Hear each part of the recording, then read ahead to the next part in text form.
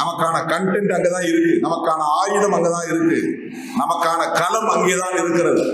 அதனால்தான் நான் சொல்லுவேன், எத்தனை பேர் சினிமா ஸ்டார் வந்தால் கூட நமக்கு காம்படிட்டரா ஆக முடியாது. நமக்கு காம்படிட்டர்னா நமக்கு போட்டியாளர்களா வர முடியாது. நம்ம களமே வேற. நம்முடைய களத்தில் அவர்களால் தாக்கு பிடித்து நிற்க முடியாது.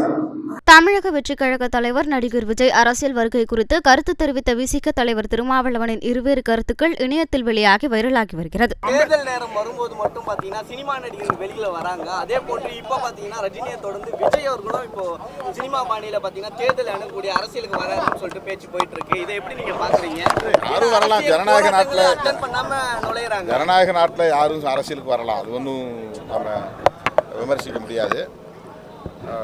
நீங்கள் அரசியலுக்கு வரக்கூடியவர்கள்ட்டே இந்த கேள்வியை கேளுங்க. அம்பேத்கர் இல்லாத அரசியலை தமிழ்நாட்டில் இனி பார்க்க முடியாது என்ற அளவுக்கு எந்த அரசியலாக இருந்தாலும் அதில் அம்பேத்கர் ஒரு முன்னிலையில் இருக்கக்கூடிய ஒரு இது இருக்குது. இதை நீங்கள் எப்படி பார்க்குறீங்க சார்? இல்லை, நீண்ட காலமாகவே இப்போ நான் சொன்னேன்ல, வி சேகர் காலமாக கிட்டத்தட்ட 70களில் அவருடைய படங்கள் நிறையா வந்திருக்கு. அப்போவே அம்பேத்கர் படங்கள் திரைப்படங்களை காட்டியிருக்கிறாங்க. அதே மாதிரி அதற்கு முன்னால் 50களில் கூட வந்து ஹரிச்சந்திர மக்கள் இன்னும் முன்னேற கிடக்கிறாங்க பாடல்கள்லாம் வந்து நிறைய வெளிவந்திருக்கிறது.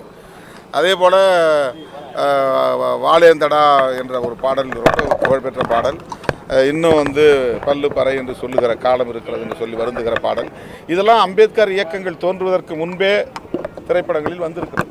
சாதி அடிப்படையிலோ மத அடிப்படையிலோ மக்களை திரட்டி வைத்துக் கொண்டு வாக்கு வங்கியை உருவாக்கி வைத்துக் கொண்டு பேரம் பேசுகிற அரசியலை ஒரு குறிப்பிட்ட காலத்துக்கு மேல் செய்ய முடியாது.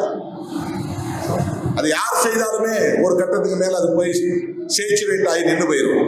அதுக்கப்புறம் அதை நகர்த்த முடியாது.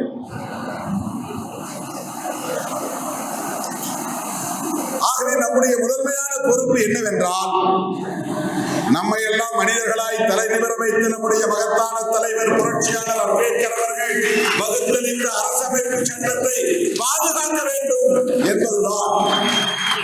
அதை பாதுகாக்க தவறிட்டோம்னா அப்புறம் நம்ம அரசியலே பண்ண முடியாது. நமக்கான கண்டென்ட் அங்கதான் இருக்கு, நமக்கான ஆயுதம் அங்கதான் இருக்கு, நமக்கான களம் அங்கேதான் இருக்கிறது. அதனால்தான் நான் சொல்லுவேன், எத்தனை பேர் சினிமா ஸ்டார் வந்தால் கூட நமக்கு காம்படிட்டரா ஆக முடியாது. நமக்கு காம்படிட்டர்னா நமக்கு போட்டியாளர்களா வர முடியாது. நம்ம களமே வேற. நம்முடைய களத்தில் அவர்களால் தாக்கு பிடித்து நிற்க முடியாது.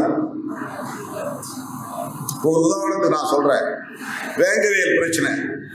ஏன் திருமாவளவன் திமுகவை எதிர்த்து கூட்டணி விட்டு வெளியே வரல?